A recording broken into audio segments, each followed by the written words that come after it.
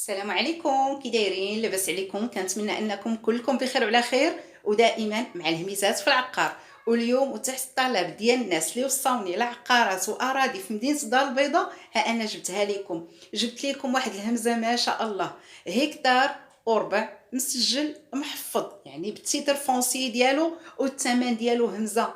كذلك الموقع كيتواجد في شارع تادارت اللي غني عن التعريف.